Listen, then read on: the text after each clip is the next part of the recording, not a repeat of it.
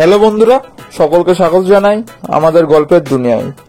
আজকে আমাদের গল্পের চ্যানেলের উপস্থাপনা হলো নীলকমল লালকমল, যেটি ঠাকুমার ঝুলির অন্যতম একটি সেরা গল্প। চলো বন্ধুরা, আজকের এই ভিডিওতে আমরা প্রথম দুই পর্ব জেনে নিই। নীলকমল আর লালকমল। প্রথম পর্ব। এক রাজার দুই রানী। তাহার এক রানী রাক্ষসী, কিন্তু এ কথা কেউ জানে না।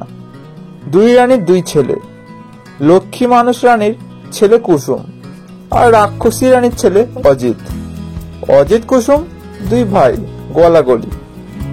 রাক্ষসী রানীর মনে কাল, রাক্ষসী রানীর জিভে লাল।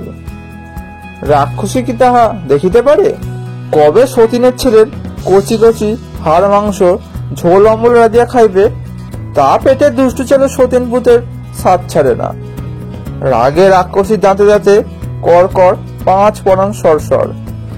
জোনা পাইয়া রাক্ষসী সুতানাতা খোঁজে, চোখের দৃষ্টি দিয়া সতীনের রক্ত শোষে। দিন দণ্ড যাইতে না যাইতে লক্ষ্মী রানী শয্যা নিলেন। তখন ঘোমটার আড়ে জীব লগলগ, আনেছে কানেছে উঁকি। দুই দিনের দিন লক্ষ্মী রানীর কাল হইল। রাজ্য শোকে ভাসিল, কেউ কিচ্ছু বুঝিল না। অজিতকে সর সর, কুসুমকে মর মর, রাক্ষসী সতীন পুতনকে ৩৩ গালি দেয়। আপন বোধকে ফোনা মারিয়া দেখায়।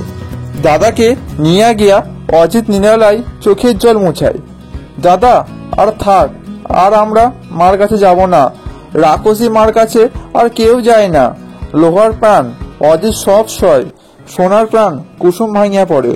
দিনে দিনে কুসুম শুকাইতে লাগিল। পর্ব 2।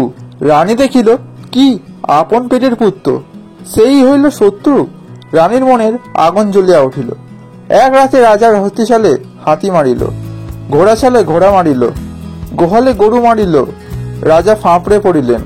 পর রাতে ঘরে কাঁই কাঁই, চমকিয়া রাজা তলোয়ার নিয়া উঠিলেন। সোনার খাটে অজিত কুসুম ঘুমায়। এক মস্ত রাক্ষস কুসুমকে ধরিয়া আনিল। রাক্ষসের হাতে কুসুম কাঠের পুতুল। ছুটিয়া আসিয়া মাথার চুল ছিঁড়িয়া রাজার গায়ে মারিল। হাত নড়ে না, পা নড়ে না। রাজা বোকা হইয়া গেলেন। রাজার চোখের সামনে রাক্ষস কুসুমকে খাইতে লাগিল। রাজা চোখের জলে ভাসিয়া গেলেন, মুছিতে পারিলেন না। রাজার শরীর থরথর কাঁপে। রাজা বসিতে পারিলেন না। রানী খিলখিল করিয়া হাসিয়া উঠিল। অজিতের ঘুম ভাঙিল। রাত যেন নিশে, মন যেন বিষে। দাদা কাছে নেই কেন? অজিত ধর্মর করিয়া উঠিয়া দেখে ঘর ছমছম করিতেছে।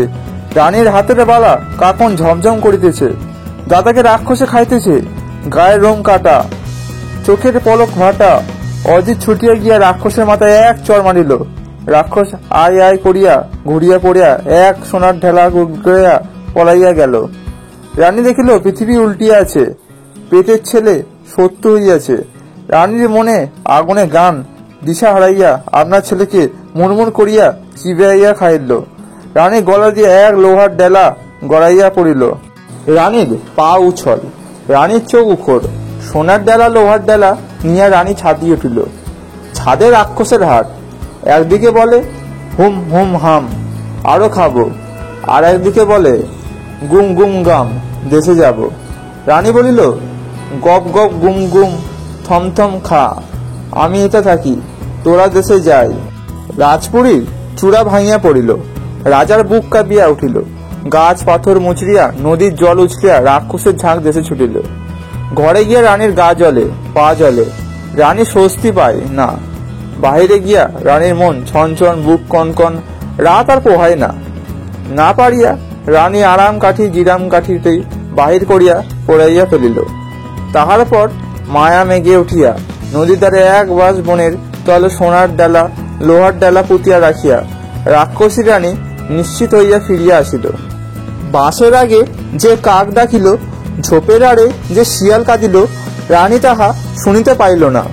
বন্ধুরা, আজকের এই গল্পে পার্ট 1 ও পার্ট 2 পর্বটি কেমন লাগলো অবশ্যই কমেন্ট করে জানাবেন, এবং পরবর্তী পর্বগুলো শুনতে আমাদের চ্যানেলটিকে অবশ্যই সাবস্ক্রাইব করে নেবেন। দেখা হচ্ছে পরবর্তী ভিডিওতে।